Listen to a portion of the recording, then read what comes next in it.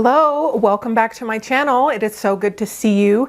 If you are new here, my name is Rachel and I own and operate Turn of the Century Antiques, which is a doll shop out here in Denver, Colorado. And it is also home of the Virtual Doll Convention, which is a warm and welcoming space where we do all kinds of doll stuff. We have for many, many, many years. We put it on the internet and everyone is invited. So it is so good to see you. I do these catch-up videos about once a month, and every time it has been about a month, I start to get this little itch and I think, gosh, I haven't caught up with you in about a month, so it's time to catch up. So it is so good to see you. How are you? I would love to know. Please put in the comments how you're doing. I know a lot of us have just been, it's been a lot. We've had a lot of ups and downs and changes and churns and whiplash and all kinds of stuff, and also lots of wonderful things and things to be thankful for, and just the community is just so wonderful. You really pull me up by my bootstraps and make us so happy every single day. So I am so thankful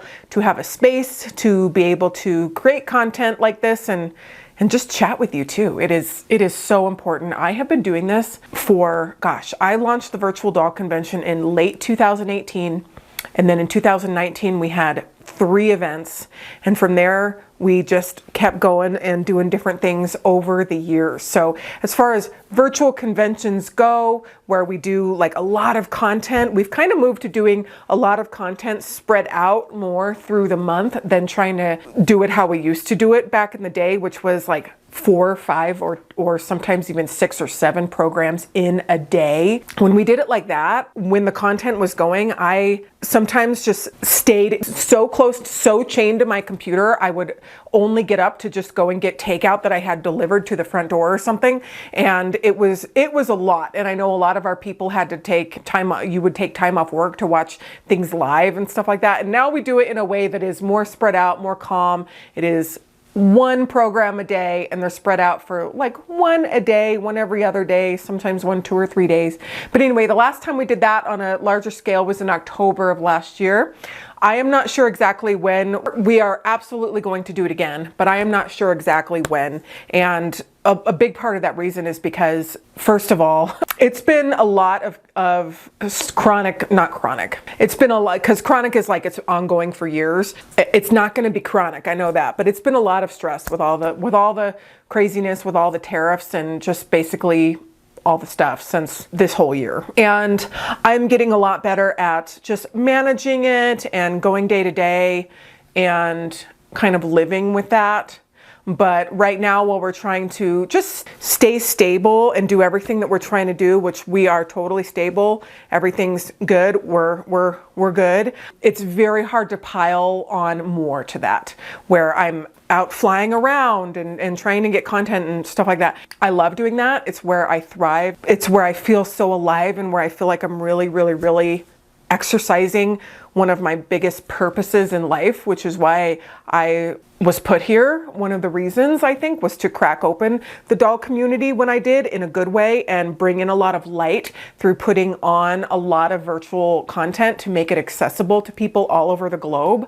I was one of the first pioneers in that field, and I continue to do that, and a lot of other people continue to do that too. And I love that, to make it more accessible and to do that. But that also requires complete dedication in the way that when you're doing something, something else something else doesn't get as much attention, whether that's your family, your job, whatever it is. You can only do things at full max for a while, and then, balance is a tough thing. But we will do it again. But we average about once a year. So the last one was in October, and so hopefully we'll do it at some point this year, but maybe not. And in the meantime, we stay a community and just do our thing. So I know that's probably that's not what I wanted to say, but as you can imagine, for me as a business owner, as a mother to a 3.5-year-old, she's 3.5 now, I can't even believe it, as somebody who's also has a home and needs to do things like laundry and mow the lawn. Derek actually mowed the lawn last time. I mowed it the time before. I actually kind of in a way enjoy doing it. It's very satisfying. But all of the things that we need to do, run a company, and then you have compounded with that all the ups and downs, with all the craziness, with all the tariffs and all that. It's just such nonsense. And in the beginning, when it all started, I just felt there was just a tremendous amount of anxiety and stress, and that manifests for me sometimes in a very physical way. Sometimes I can't eat. I'm just, you just feel so sick. It's like that kind of stress. And I hate that for me because I can't go for a walk and enjoy my evening. Everything feels just compounded and hard, and the unknown and all that. And it is getting a little better, but what is happening in the world with the tariffs and all that, it feels like this, I don't even know how to explain it, but to be under the thumb of something that is like, this is going to happen and that is going to happen. And oh, by the way, it's happening very suddenly.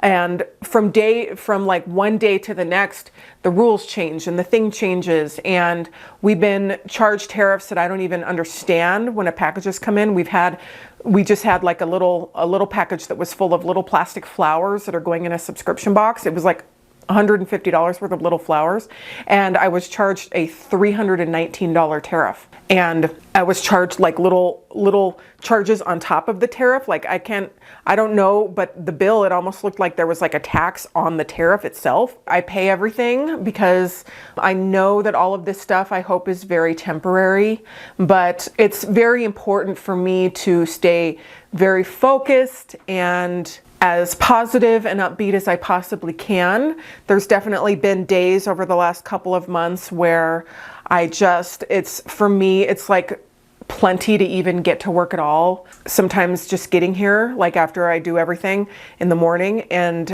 sometimes I don't even, and I know that you've seen me without makeup and stuff like that, but I wear it because it makes me feel good and it helps me look like me. But there's been some days where it's like I didn't have any at all, and just getting here and doing my job, and just, you're almost in survival mode. There's certain things that I need to do as a business owner and as a mom that are the non-negotiables of the day. You own a company.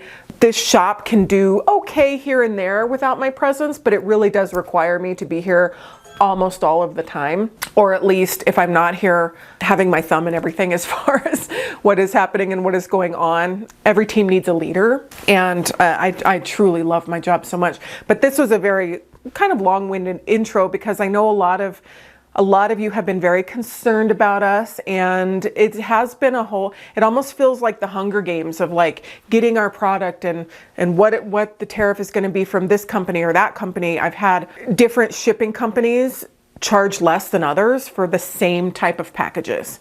I've received packages that didn't have any tariff at all, and they were prepaid by the shipping, by the clothing company. So it's very confusing. Robert and I have had a lot of conversations about what we're going to do and how we're going to get our dolls and how we're going to do all of that.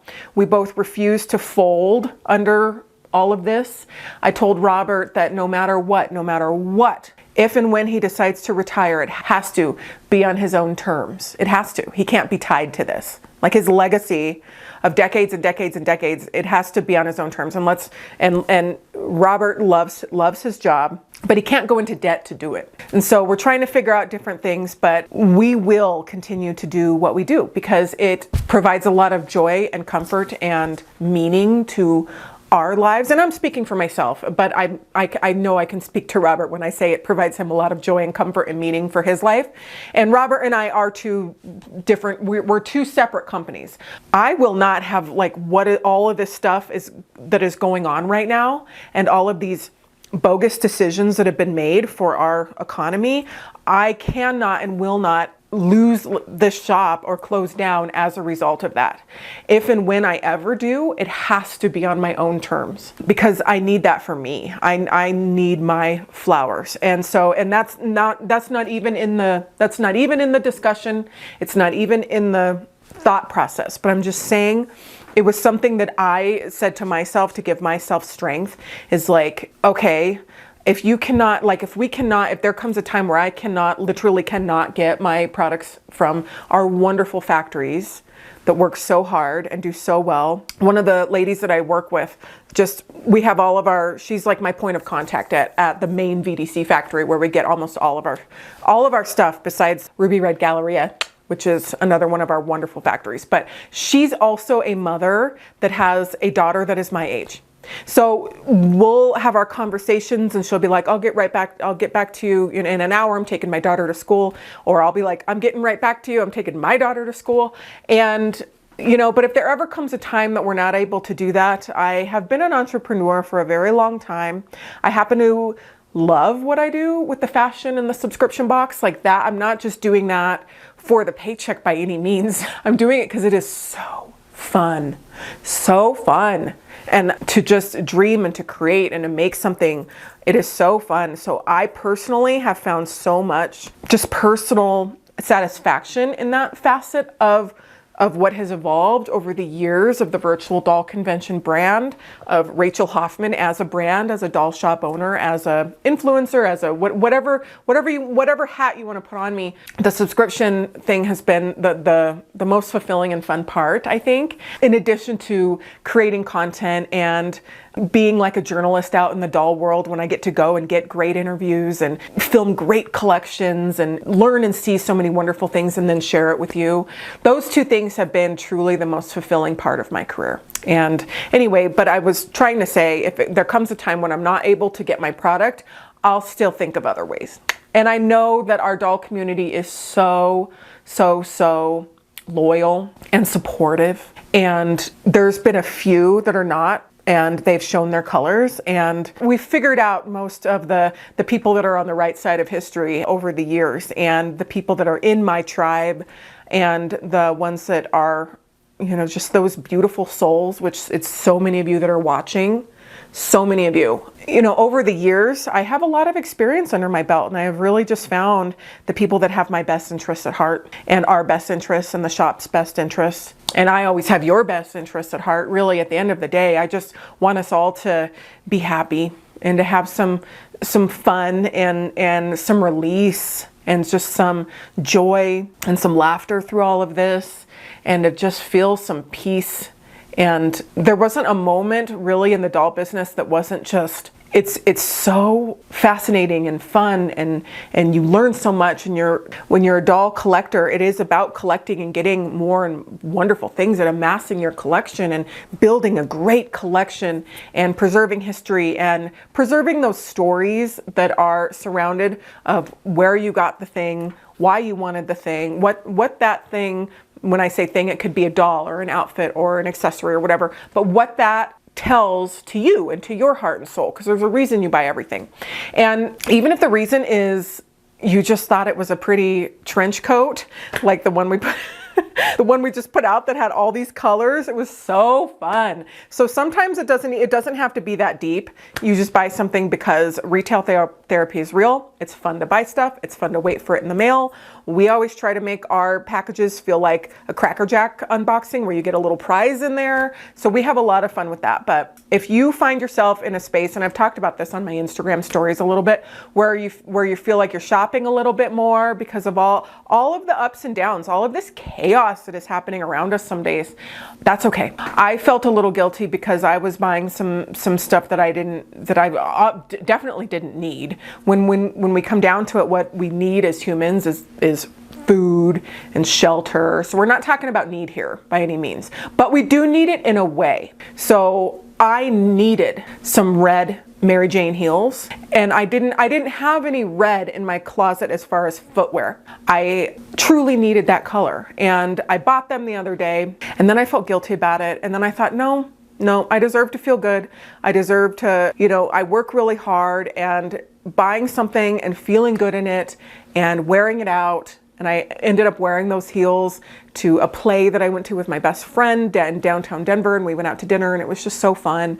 And so all of that, it's a balancing act of doing what you need, but also buying the thing and doing that is also something that is needed, because your heart and your soul and your mental strength is also tied to that too. I don't want to say like I feel like I can do more because I have those red shoes or anything, but it does make the whole picture a little bit easier to navigate. So if that's how it feels for you with whatever you're buying, whether it's something from us or anywhere, especially the doll artists and just all the people. But basically what I'm saying is, I'm an enabler, so enjoy it and don't feel bad about it. Just keep buying your stuff because we need it and it's fun to do. And so if you ever want somebody to talk you off the ledge and tell you not to buy the thing, It's not going to be me. I'm surrounded by, if you could, a lot of you have seen this whole shop, but it is just surrounded by so many wonderful things. And it makes me feel so good, and it is so fun to be around. So in a nutshell, to button up all of that, yes, the tariffs have been extremely stressful. If you truly don't know how they work, we get the bill. So I get the bill. China doesn't pay, or whoever, and we send stuff to our customers who they get the bill. So if I was in charge, it would be a lot different. I hope someday that a woman is president. Let's hope. I hope in my lifetime to see a female president.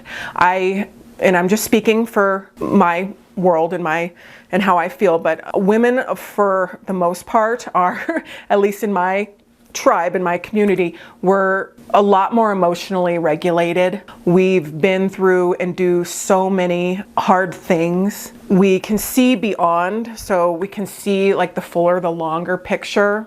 We're willing to do what's best for the household and not just us as caregivers, as mothers. If we had a female president that has also gone through the experience of also caregiving and having a child and doing that completely changes your perspective too. It'd be really hard to be a president and have a young child. I think about just what it takes for me to run this company to the best of my ability and stay up on social media and film videos and do what I need to do while also having just one child. And I would love to have another child too. That's something that I've touched on a little bit. I would love to, but one of the biggest reasons why I haven't is because I've had a lot of anxiety and stress just over the last couple of years with various things, and all of this that's happening right now does not help. You can't do it all at once. And also being pregnant is, in the beginning, it's very hard. I was very, very, very sick. And then towards the end, I could basically, in the last trimester, I was nauseous and sick the entire time. I did gain a ton of weight because the nausea, if I didn't have like food in my stomach at all times, I felt like I was gonna die. It was such a weird feeling. And as soon as I had that baby, that all stopped. But there's been several reasons why I haven't pulled the trigger on that. And I know that is a completely personal decision. I don't owe the world an explanation at all about that. But I don't want my house of cards to fall. I am doing such a good job being a mama now, running my business, keeping my household together, and I think about the layers. So when I'm doing different things and I'm taking Holly and Diane for a walk, and then I'm answering emails or I'm doing whatever I do, I think about what would this be like if I was 8 months pregnant right now, trying to do all that stuff. And I know women do it. That's why I think a woman should be a wonderful president, because we can, and I know I have the strength inside of me to do it.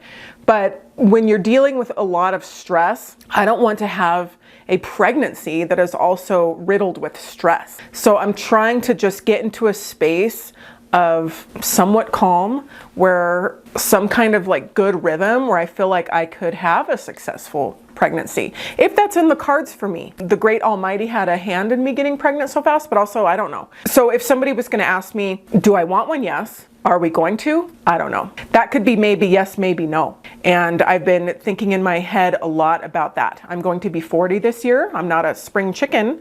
I still have a little bit of time, but I don't want to be like 45 and trying to. That I actually was not planning on talking about at all today, but I'm kind of glad I'm talking about it just because it's something that I think about a lot.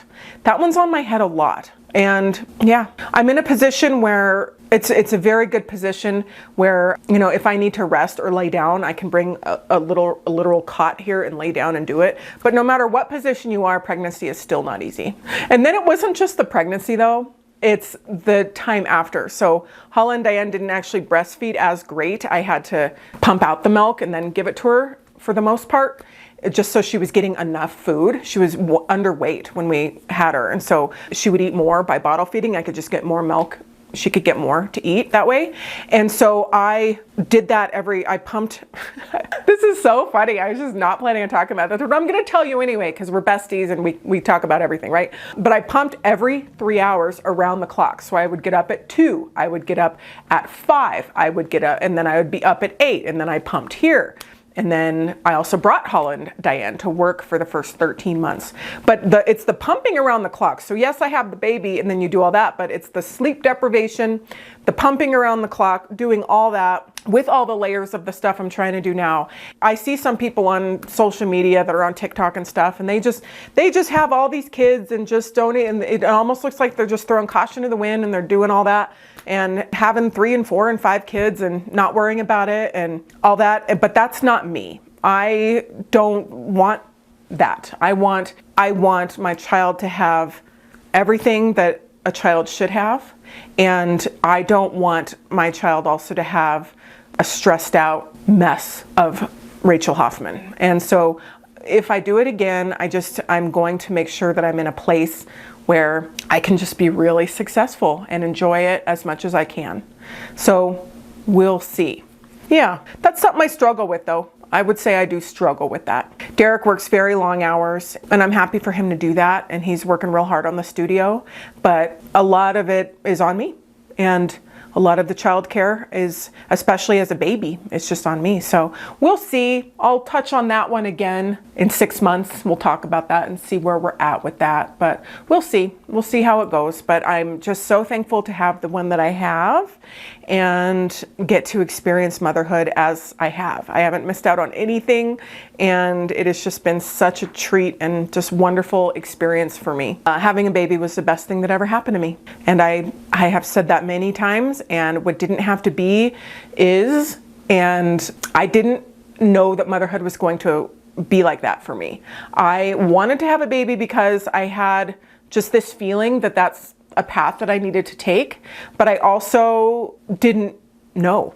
I didn't know the profound impact that it would have and how much fun that I would have. So while I was doing all of this milk, and all of the pumping and all of the weight gain, none of that even mattered to me, because having that baby and doing all of that was like the most fun I have ever had. So also I want to make sure that you know that too, is like, yes, I did the hard thing. I don't want to say a shell of a person for a while, because it wasn't like that. It was truly the most fun and the most alive and the most fun experience I ever had. But then doing it again with a toddler and a growing business. Our business is still growing, and it is just so exciting, and we're just doing all kinds of wonderful things that keep me very busy. So we'll see. But anyway, I am excited about a lot of things. I wanted to just shift gears real quick and share with you about my Invisalign saga. So I actually have my Invisalign sitting right up here on my water cup, because I wanted to treat myself and talk to you without them in, and just have it be like regular teeth right now and not have rubber bands and all that. But I was doing Invisalign, and a lot of you have written to me and told me you did Invisalign. It was one of the best things you ever did, and so many good comments and feedback from you. And then 12 weeks in, so I had my 10-week checkup. 12 weeks in, I look in the mirror, and one of my teeth is so crooked that I almost pulled over. It was like it happened overnight. And I was freaking out about it. I told my cousin about it. Even when I showed Derek, he jumped back. He jumped back. He did one of those. And I'm just like, yeah, that's not, if people are reacting that way when you show it to them. The only one that wasn't was like Christopher. He's like, oh yeah, it's barely noticeable at all. And I'm like, no, this is really noticeable. So I go to the orthodontist, and I just show it to him, which it's now back to normal. It's not the crooked tooth anymore, but I show it to him, and he is like, yeah, that's not good. That's not good at all. In fact, stop right now, and we're going to order you a whole new set of Invisaligns. And I just thought, and he said, I'm really glad you came in. And I thought, wow, I am really glad I came in, because I was talking myself out of going in, thinking, oh, it's probably just has to get worse before it gets better. And I trust the process and all that. I was just really talking myself into it. And he said, yeah, just stop right now. He said, they're not, what did he say? They're not targeting right, or they're not tracking right. I think he said tracking. They're not tracking right. And he's like, I don't like what I see. And so I said, oh, wow. Okay. So I'm so glad I came in. I said, how often does this happen that you have to discontinue treatment and order all new set of Invisaligns and have people start from scratch? And he said, it's actually the first time in my career that somebody's had to do that. And I thought, man, that kind of stinks. I kind of wanted to hear, oh, it happens every once in a while. This is normal, but I'm his first patient. And also my orthodontist, I'm not going to say who it is, but he's one of the best in town. He was recommended to me by my dentist, and he's got an incredible facility. You can tell he knows his stuff. You can tell like he knows what he's doing. And so I thought, oh, dang. wow, this doesn't happen all the time. So anyway, this might sound a little, but this is how anxiety can kind of work going into the orthodontist for that appointment to check out the crooked tooth. And also the crooked tooth itself was giving me anxiety, because you look in the mirror every day and you're wondering why this doesn't look good. And it's like this undercurrent. And so I was literally doing my breathing exercises before I went into the orthodontist. After I got the answer, that anxiety, it went away because I knew what was going on, but it was this undercurrent. So also, like, if that is happening to you about something, like, that's your body trying to warn you and to give you a warning and to tell me. So I'm really glad that I didn't just push those feelings away and push that anxiety away, because like I knew this was not normal. This didn't look right. And so I just got the new Invisaligns the last week. So I'm on week 1 again. So I actually had to start from scratch after 12 weeks of having them in, being super diligent, doing the rubber bands, doing the whole thing, really feeling like I was doing something for myself and I was making all this progress and doing all this stuff. I had to start from scratch. And then the little knobs are in a different spot. And when they're out and I'm eating, I am constantly biting my lip. So that stinks too. It's like where that knob is, it's in a different place. I'm constantly biting my lip. So it is good for eating in a way, because I chew food slower and I have to think about my food. And so it is actually a lot harder to overeat. I can't just like stuff food down and eat absent-mindedly, because I will bite my lip. So I really have to think about it. So that's good and bad. Not good. It's not good. But if you have to look for a silver lining, see, that's what I'm trying to do. Is just like, if stuff is happening anyway, it's looking for the silver lining and trying to make the best of it.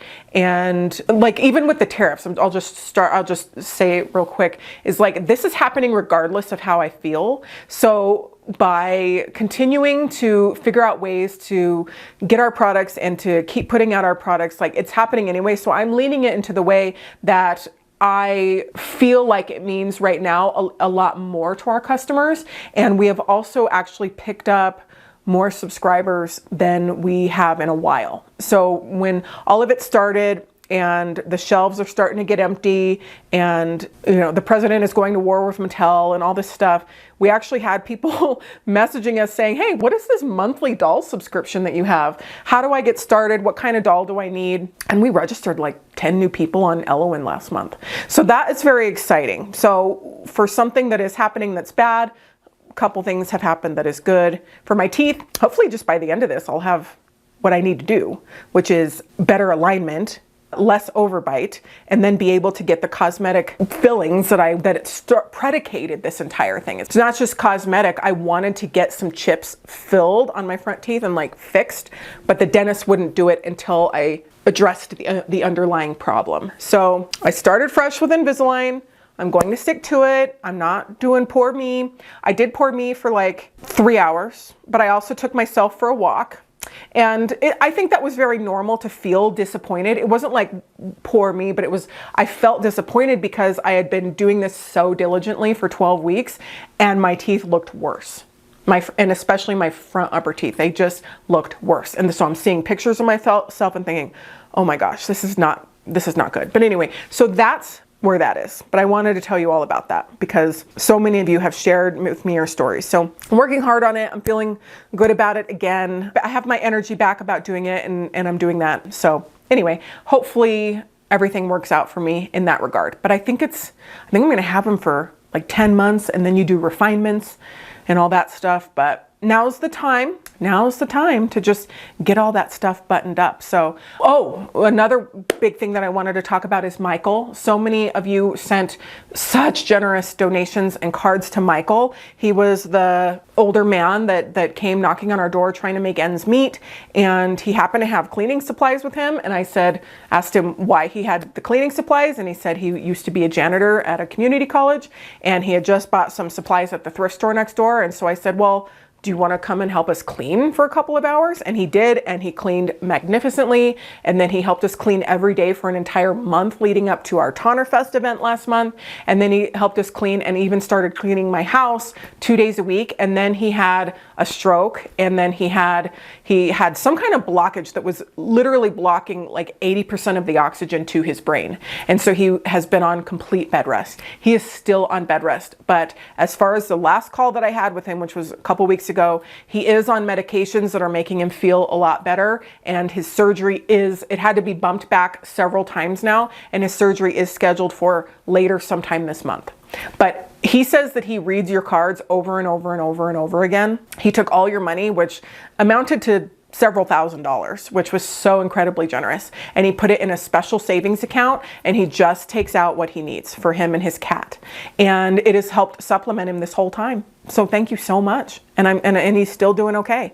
And he also got on a program that helped offset his rent. So he got his rent lower because he's unable to do basically anything. It's some kind of like medical provision thing from the government. So that was good. He got his rent down by about half or something like that. So he got some relief there. And then he also has the food bank and he uses the money mostly for cat food and for medications. So I will update more when I can. I didn't want it to make it like he just disappeared, but since he's been on bed rest, there hasn't been a whole lot that I can say or talk about with him. But he misses you all, and we very much miss him. I cleaned the shop the other day lightly, the bathroom and the kitchen, the places that really need cleaned the most, that we use the most, and I was happy to do it. I've been doing it my whole life. I clean all the time, but I wished Michael was here doing it. I would rather be doing my doll stuff, and he would much rather be cleaning too. So he's very, very, very excited to get back to work. Now, I put on stories a while ago that my dad's pug, my dad has 2 pugs. One of them is a black pug,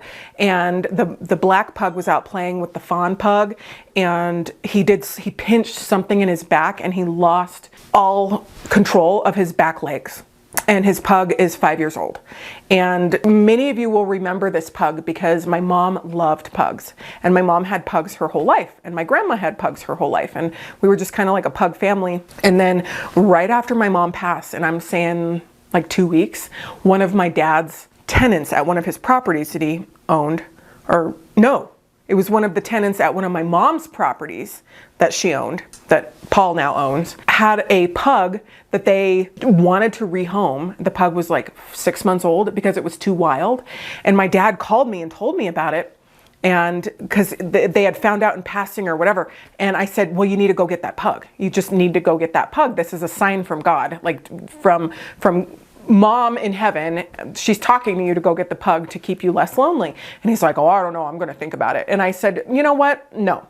Mom was a pug person. Somebody literally has a pug, and Mom just passed away 2 weeks ago, and somebody's offering you a pug. You go get the pug. So I went and got the pug. And I'm going to put some pictures here on the screen of this cute pug on the day that we got it, and the pug was in the doll shop. And then Dad loves the pug. He takes the pug around on a scooter, and they go and do all kinds of things. The pug's name is Pugsley, but he calls him Blacks, Blacks.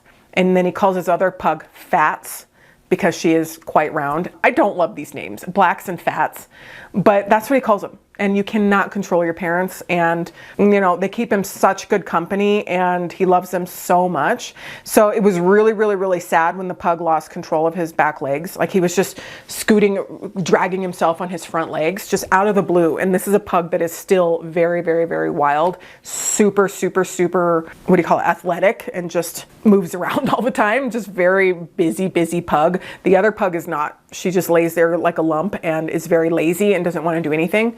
But Pugsley, Blacks, is very busy. So anyway, it made my dad very scared and very sad. And I said, well, we can get him a wheelchair and we can do this and that. And my dad is like afraid to take animals to vets sometimes and stuff like that, you know, and he's got his worries, and I get it, but I was like, no, we absolutely have to go get this checked out. So we went on Monday morning. It happened on Saturday night, and the vet was closed this whole time. And he said, and he like did his feeling around, and he said that he thought that it would actually improve on its own, and he gave him some steroids and something else. It was like a 2-week medication, and the pug is now almost back to normal. One of his legs is pretty much back to normal, and the other one, he still drags it a little bit, but he runs, he goes in and out of the dog door now, just to be able to have the pug, like once one leg came back. At first one leg came back and then he was dragging the other one, but just so the pug was mobile on his own was such a blessing. And we were just so grateful and just saying thank you, just to even just have the pug mobile and not have to be like in a wheelchair or something. So now the pug is doing great, but I had talked about that on my stories and I wanted to let you know, because we all know what it's like to have our animals, and losing pets or having them injured or just things happening is really, really, really hard. I still have the English bulldogs, Dolly and Remy, and I love them. They are so sweet. English bulldogs are really fun animals, but I will tell you, and I have told you before, they are hard. They have a lot of allergies. They are very stinky. Remy goes out into the mud and just rolls around like a pig. They track a lot of stuff in. They fart. I've had multiple English bulldogs, and after these ones go to heaven, I'm not gonna get any more English bulldogs. The only thing I would probably get is a cat, and Holland Diane loves cats, so I think that would be so fun. And cats, if you get the right cat, they're just absolutely wonderful. Or I would get another little senior toy poodle. I wouldn't go and buy, I wouldn't go buy or anything from a breeder or anything like that. But if there came a situation like Murray, I just thought, you know what, I'm gonna go look through this animal shelter. I literally pulled over because I was going somewhere else, and I looked through this animal shelter and they had a toothless toy poodle, tiny little thing. I'll put some pictures of the toy poodle. And if you remember Murray, he was the best dog I ever had, and I miss him so much. And he died 2 weeks after my mom died, and he died in my arms. His heart had been failing him leading up to it, and he would have these attacks where he'd actually kind of pass out for a little bit, but then he would always come back. And then the last one, he just didn't come back, and he was in my arms, and I was holding him, and I really miss him. So I know that, you know, there's just certain animals in your life that just leave such an impact, and that was Murray. But after the bulldogs go to heaven, preferably around the same time, because they are such good friends. I worry about that too, is like having one and then the other one would feel so lost. They've been together their whole lives, but they're doing fine. But Dolly's on like 15 different medications, and it provides me a lot of stress and heartache too. So I'm just keeping it real with you. I love her, but it causes me a lot of extra work and just stress, because when I wake up to new problems with her eye or new allergies or new ear infections or new growths and stuff like that, it's like, you know, you're trying to do everything and then it's like something else. But I made a commitment to them, and they lead really wonderful lives. We have a beautiful backyard. They have their own section of our house. It's like a fourth of our house that they get all to themselves. And I get them rotisserie chickens, and they get, you know, I'm very kind to them, but it's tough.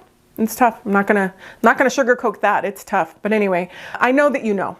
I know that you know. And I haven't really talked about dolls at all in this video, and maybe I should. Well, I did talk about like tariffs and stuff, but that's not really dolls. We have doll content too. This is a doll channel, but I have really been good friends with you over the years. And gosh, in this video, I just talked about having another baby. I talked about my stress and anxiety. I talked about my teeth. I talked about just, gosh, the health of my dogs. And so that's what you talk about with your friends when you're at coffee. And that's what I consider you. And that's how this company was built way before I ever did any type of subscription before I ever had a factory in China, before I ever did any of that. It was always built on community and friendship and acceptance and accessibility. And from the very beginning, I put myself out there in ways that I would probably not coach somebody else to do. Honestly, I used to get on there and I would start to talk about something, and a lot of my videos were live at the time, but I would sit there and cry through the whole video. And I don't regret any of that. I would do it again, but I mean, I just put myself out there with a lot of real life, what I was going through. And I still do that. I still just put my real life, what I'm going through. And I find that helps me actually navigate my life and my business in a way, because if something is going on, you are just so incredibly understanding and forgiving. If there's a delay and I'm just completely honest about why or what happened, then you can say, oh, well, thanks for telling me. I understand and support you and know that things happen. Or if we're not doing a ton of content in a month, extra content that like we maybe usually do, it might be tied to that I'm going through a lot of things during that time, and it is hard to film. Sometimes just getting to work and just getting my foot in the door and doing the bare minimum of what is expected of me is a big win for me that day. And I can't put on a microphone and like do it all. But I feel really good today, so this is fun. So I know that you understand, and I wish we were putting out more content. I really do. I think, oh, that would make a great video, and that would make a great video. But by the time we do our stuff, sometimes the day just turns away. But we're filming several things, and we have a lot of fun things coming up and different video ideas. And I know just checking in with you like this is a really fun video. So if you've made it this far, I love you so much. And thank you for being here with me, chatting it out, being friends in this life and in this community and what we're doing. We're just really paving the way for a lot of doll collectors to be a part of things. I know a lot of you are not part of doll clubs. You're in a town where you don't have any friends that are in person that understand that you do stuff together. And so to be able to have people in your community that understand and want what's best for you and want you to enjoy your doll collecting career and to do all that, you can find that through our videos. And if you don't have that tribe of people in your life and people that understand, you have that with the virtual doll convention. And I have said that exact on many videos, but I will never quit saying it, because this is rooted in diversity, acceptance, just joy and having fun and not judging people. And all dolls are welcome too. It's not just what we're doing. That takes over because we sell a lot of product, and our customers want to show it off and have fun. So that, and I love that, and that's so much fun. But of course, all dolls and all type of collectors are welcome with us. Of course, that's the way it's always been, but we have evolved. But if you want to be a part of it and you want to look at pretty pictures and you want to cheer for other people, then be a part of the virtual doll convention community. And when I say community, we have a Facebook group that is really active and super fun. The YouTube channel where you can leave comments and watch and everything. My inbox is always open. I love to get emails from you when you share with me what's going on with your life, your grandkids, your family, your house, your collection, like all that stuff. My inbox is always open too. Sometimes it may take me a few days to respond, and that's because I want to take a moment and read it and give you a good response, and not just like, thanks for sharing, you know. Sometimes I have to do that, but I always read and absorb it and appreciate you and your heart so much. There are many collectors over the years from my collectors that have bought so much from me that have passed away, and I think about them all the time. I'll be sitting there and I'll be thinking about them. And sometimes it brings tears to my eyes, because those certain collectors were always in my inbox, whether they were, you know, sending me whatever it was, and then I find out that they passed away. Like, it is such a profound experience to have that happen. And not like when profound's not like necessarily like in a joyful way. It's like, oh my gosh. And so a lot of those people really made an impact on me just from what they shared and just their presence and being there.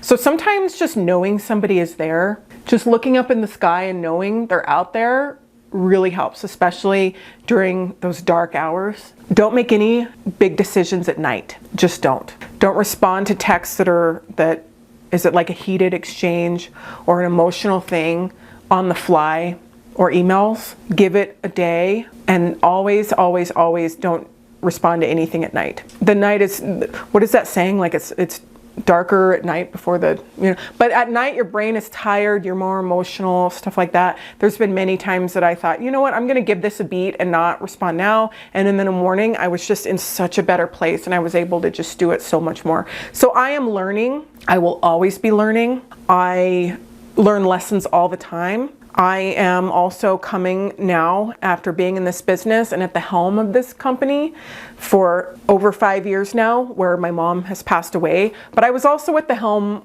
way before that too, because her Alzheimer's had gone on for years. And so before that, it was like I was around 30 years old when I took over this place, and I was the decision maker, and not by choice. It just, everyone turned to me for guidance because mom was not mom anymore. So I've been coming from a place where I have learned a lot.